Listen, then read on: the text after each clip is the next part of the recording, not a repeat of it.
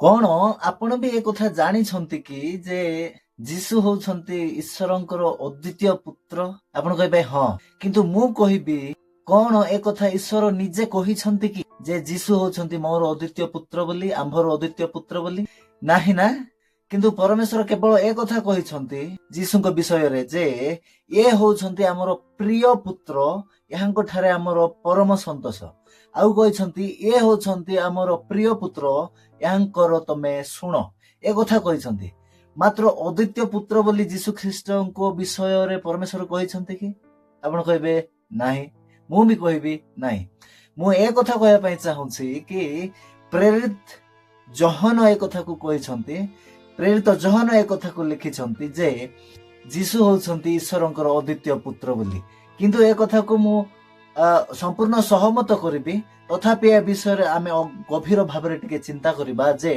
जीशु ही केवल ईश्वरंकर पुत्र नुहंती जीशु ही केवल ईश्वरंकर पुत्र नुहंती जीशु को छाड़ी देले मध्ये ईश्वरंकर एमिति परमेश्वरंकर गुड़ाए पुत्र गुण अछंती ए विषय को आमे टिके वीडियो रे गभीर भाव रे बुझिया पई जिबा।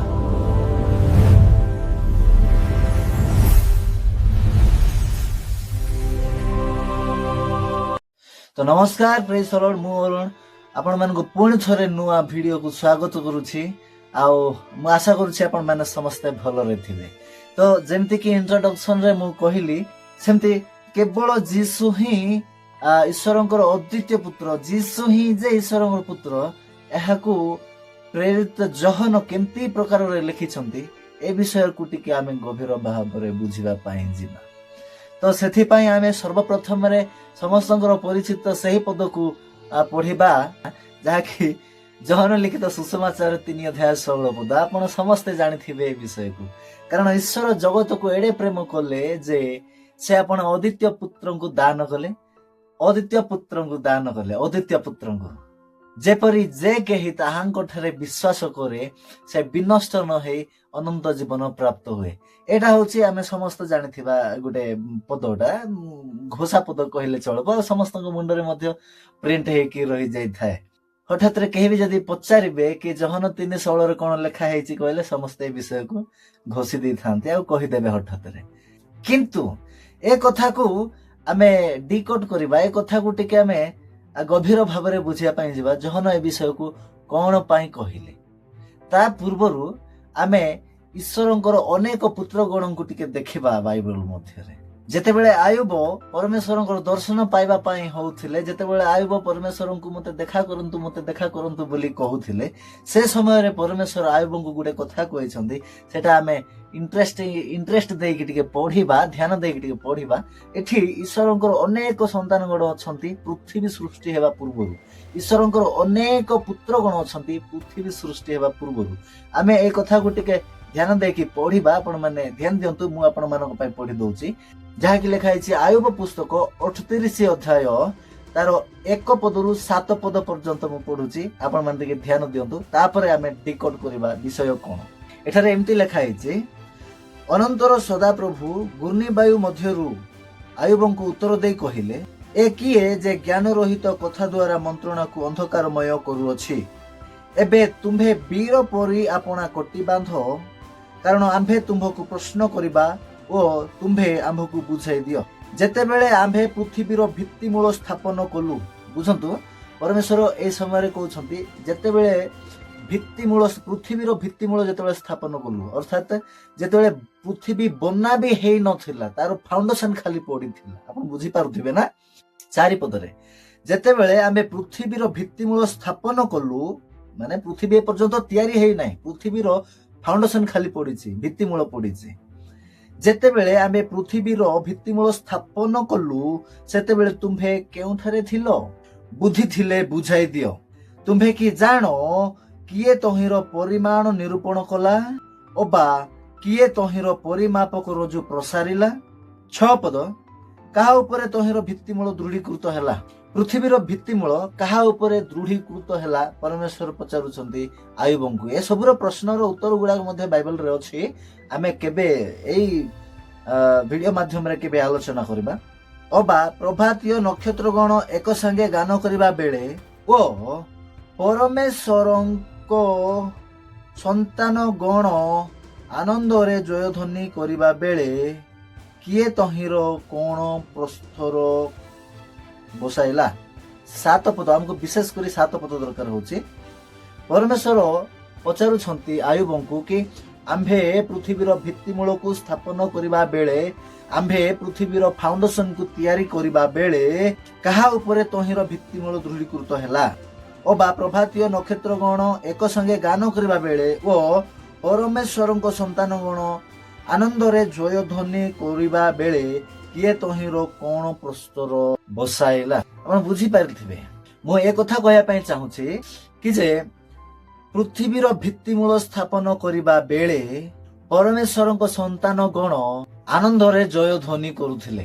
ଯେତେବେଳେ ପରମେଶ୍ୱର ପୃଥିବୀର ଭିତ୍ତିମୂଳ ସ୍ଥାପନ କଲେ, ଅର୍ଥାତ୍ ପୃଥିବୀର ଫାଉଣ୍ଡେସନ ପକେଇଲେ, ଫାଉଣ୍ଡେସନ ତିଆରି କଲେ, ସେ ସମୟରେ ପରମେଶ୍ୱରଙ୍କର ସନ୍ତାନ ଗଣ ଆନନ୍ଦରେ ଜୟଧ୍ୱନି କରୁଥିଲେ ବୋଲି ପରମେଶ୍ୱର ନିଜେ କହିଛନ୍ତି। ତେବେ ଏ ସନ୍ତାନ ଗଣ କିଏ? ଯଦି ଆପଣ କହିବେ ଏ ସନ୍ତାନ ଗଣ ଲେଖିଛନ୍ତି ନା, ପୁତ୍ର ବୋଲି ଲେଖା ହେଇନାହିଁ, ଆପଣ ଯଦି କହିବେ ତେବେ ମୁଁ କହିବି ଏଇ ପଦକୁ, 7 ପଦକୁ, ମାନେ ଏଇ ବିଷୟକୁ ଯଦି ଆମେ ପଢିବା ଇଂରାଜୀ ବାଇବଲରେ, ତେବେ ସନ୍ସ ଅଫ ଗଡ ବୋଲି ଲେଖା ହେଇଛି। ସନ୍ସ ଅଫ ଗଡ ମାନେ ପରମେଶ୍ୱରଙ୍କ ପୁତ୍ର ଗଣ ବୋଲି ଲେଖା ହେଇଛି। ବୁଝିପାରୁଛନ୍ତି? ତେବେ ଏ ପରମେଶ୍ୱରଙ୍କ ପୁତ୍ର ଗଣ ଯଦି ଅଛନ୍ତି, ତେବେ ଯୀଶୁଙ୍କୁ ଅଦ୍ୱିତୀୟ ବୋଲି କାହିଁକି କୁହାଗଲା? ବୁଝିପାରୁଛନ୍ତି? ପରମେଶ୍ୱରଙ୍କ ପୁତ୍ର ଗଣ ଅଛନ୍ତି ବୋଲି ଯଦି ଆପଣ କହୁଛନ୍ତି, ତେବେ ଯୀଶୁଙ୍କୁ ଅଦ୍ୱିତୀୟ ବୋଲିକି କାହିଁକି କୁହାଗଲା? ଆଉ ଏଇ ଯୋଉ ଆମେ ଆୟୁବ 38 ଅଧ୍ୟାୟରେ ଯୋଉ ସନ୍ତାନ ଗଣକୁ ଭେଟିଲୁ, ଯୋଉ ସନ୍ତାନ ଗଣକୁ ଆମେ ଦେଖିଲୁ, ପଢିଲୁ, ଏ ସନ୍ତାନ ଗଣ ହଉଛନ୍ତି ସେହି ସନ୍ତାନ ଗଣ ଯୋଉ ସନ୍ତାନ ଗଣ ଆୟୁବ 1 ଅଧ୍ୟାୟ ଆଉ 2 ଅଧ୍ୟାୟରେ ଅଛନ୍ତି। ଆସନ୍ତୁ ସେ ବିଷୟରେ ମଧ୍ୟ ଆମେ ଟିକେ ପଢିବା। ଆୟୁବ 1 ଅଧ୍ୟାୟ 6 ପଦ ଆଉ 2 ଅଧ୍ୟାୟ 1 ପଦ ଗୋଟେ ବିଷୟ ଆକା ଲେଖା ହେଇଛି, କିନ୍ତୁ ମୁଁ 2ଟା ଯାକ ପଢିବି, ଆପଣ ମାନେ ଶୁଣନ୍ତୁ। ଦିନକରେ ପରମେଶ୍ୱରଙ୍କ ସନ୍ତାନ ଗଣ ସଦାପ୍ରଭୁଙ୍କ ସମ୍ମୁଖରେ ଉପସ୍ଥିତ ହେବାକୁ ଆସନ୍ତେ ଶୟତାନ ହିଁ ସେମାନଙ୍କ ମଧ୍ୟରେ ଉପସ୍ଥିତ ହେଲା। ଏଟା ଆୟୁବଙ୍କୁ ପରୀକ୍ଷା କରିବା ସମୟର ଘଟଣା। ଆଉ 2 ଅଧ୍ୟାୟର 1 ପଦ, ପୁନର୍ବାର ଦିନକରେ ପରମେଶ୍ୱରଙ୍କ ସନ୍ତାନ ଗଣ ସଦାପ୍ରଭୁଙ୍କ ସମ୍ମୁଖରେ ଉପସ୍ଥିତ ହେବାକୁ ଆସନ୍ତେ ଶୟତାନ ହିଁ ସେମାନଙ୍କ ମଧ୍ୟରେ ସଦାପ୍ରଭୁଙ୍କ ସମ୍ମୁଖରେ ଉପସ୍ଥିତ ହେବା ପାଇଁ ଆସିଲା।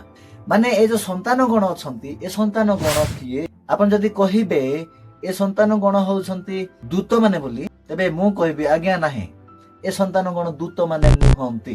ଯେହେତୁ ଇଂଲିଶରେ ଲେଖା ହେଇଛି ନା ସନ୍ସ ଅଫ ଗଡ ବୋଲିକିରି, ଈଶ୍ୱରଙ୍କର ପୁତ୍ର ଗଣ ବୋଲି, ଏ ବିଷୟକୁ ଜାଣିବା ପାଇଁ ହେଲେ ଆମକୁ ଏଭ୍ରି ପୁସ୍ତକ 1 ଅଧ୍ୟାୟ 5-6 ପଦକୁ ପଢିଲେ ଆମେ ବୁଝିପାରିବା ଯେ ଏ ସନ୍ତାନ ଗଣ ଦୂତ ମାନେ ନୁହନ୍ତି। କାହିଁକି ନା ସେଠାରେ କିଛି ଏ ପ୍ରକାର ଲେଖା ଅଛି, ମୁଁ ପଢୁଛି, ଆପଣ ଶୁଣନ୍ତୁ।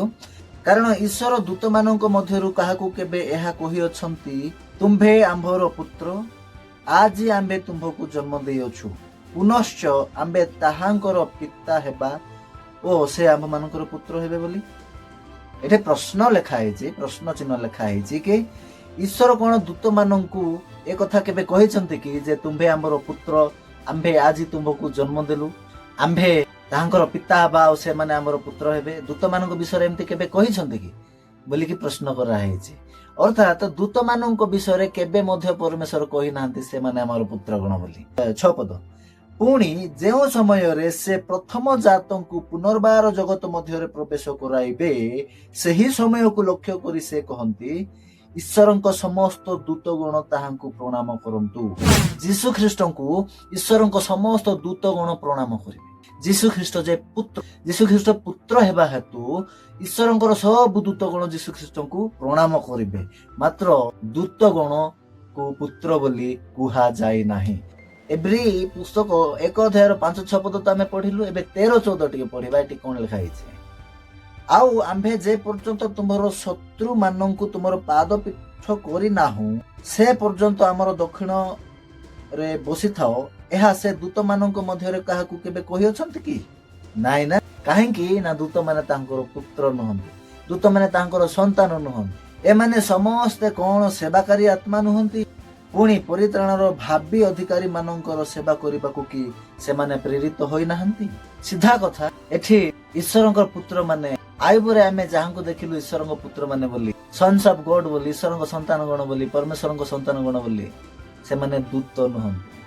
କାହିଁକି ନା ଦୂତ ମାନଙ୍କୁ କେବେ ବି କୁହାଯାଏ ନାହିଁ ବୋଲି ଲେଖା ହେଇଛି ନା ପୁରାତନ ନିୟମରେ, ना नूतन नियम रे केबे भी परमेश्वर दूत मानक मोर पुत्र बोली कही नाहांती। तो से पुत्र माने किए? से जो पुत्र माने ईश्वर पुत्र माने थिले पृथ्वीर भित्तिमूल स्थापन हेबा समय रे से पुत्र माने किए? ए विषय को आमे आगामी आउ गोटे दिन रे चिंता करिबा। तेबे जीसु ख्रीष्ट को अद्वितीय पुत्र बोली कि काहे कि कुहा गला? आउ गोटे कारण कि जहन 1 अध्याय 18 पदरे लेखा हेछि कि से होउछन्ति तांकर कोलस्थित पुत्र, कोଳରେ थिबा पुत्र। जीसु ख्रीष्ट होउछन्ति से ईश्वरଙ୍କ कोଳରେ थिबा पुत्र।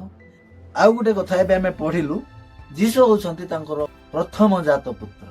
ठीक ए प्रकार कहानी गोटे पुरातन नियम रे हमको सिखबा पाई मिलबो। जेते बेले परमेश्वर अब्राहम को कहिले, अब्राहम तमे जाओ आउ मोरिया देशर गोटे पर्वत को जाओ, तमे बलि देवा पाई, होम बलि देवा पाई। तमे काहाकू धरिकी जीवो?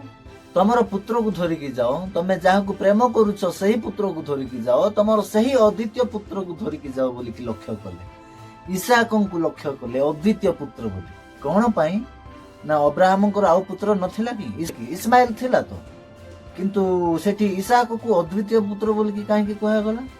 बुझी पारुछन्ति ना? माने कहिबार अर्थ होउची अब्राहम को दुईटा पुत्र थिले, गुटे होउची इसहाक आ गुटे होउची इस्माइल। मात्र तथापि परमेश्वर कहउछन्ति इसहाकଙ୍କ विषय से तमरो अद्वितीय पुत्र।